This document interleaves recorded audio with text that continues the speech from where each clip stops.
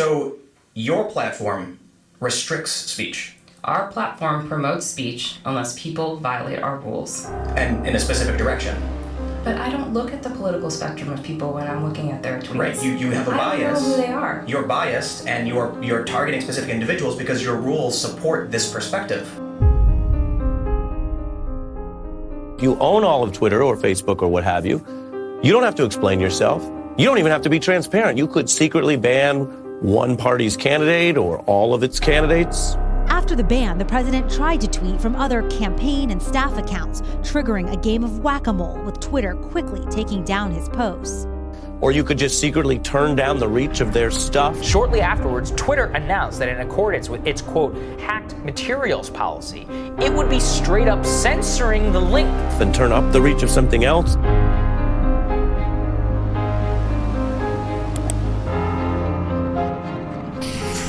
Twitter will make it harder for posts to go viral ahead of the US election, including by putting limits on how users can retweet. The moves unveiled Friday, which also include pointing users viewing certain tweets to credible content.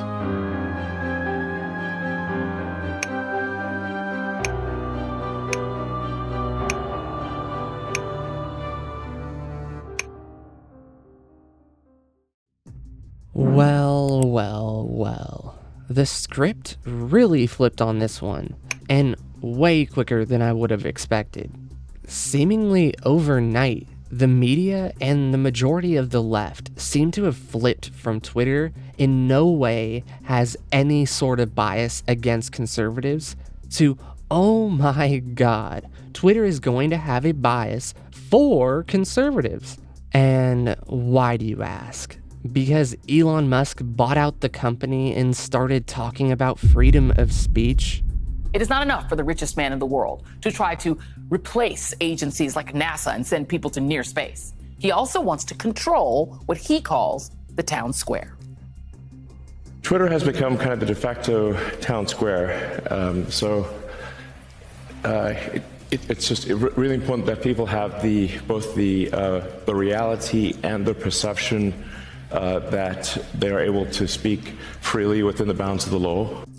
Now Elon Musk will own the town square. You know, days after you know who was permanently banned from Twitter, right-wing social media app Parler was taken down, and there are some folks accusing big tech companies of silencing free speech.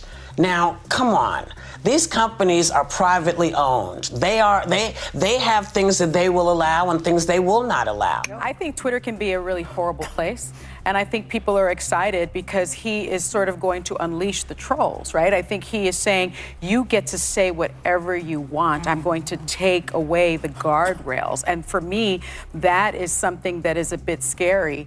So if there was never any sort of bias, then what's with the massive change in narrative, seemingly overnight? I gotta say, from the outside looking in, it really just looks like you're afraid of the balances tipping out of your favor. Elon Musk has never been an advocate for free speech. He's an advocate for speech without consequences. He has used Twitter to do everything from harass and belittle people who are critical of him or of Tesla to commit securities fraud.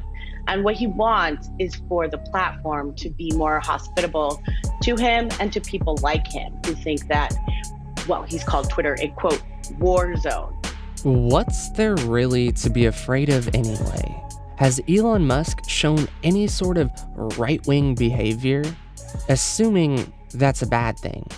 Is he not the leader of a company that's probably done the most for a cause you guys claim to care so much about?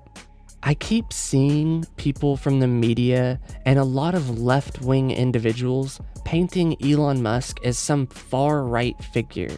And honestly, I just don't see it. I seen someone say this on Twitter.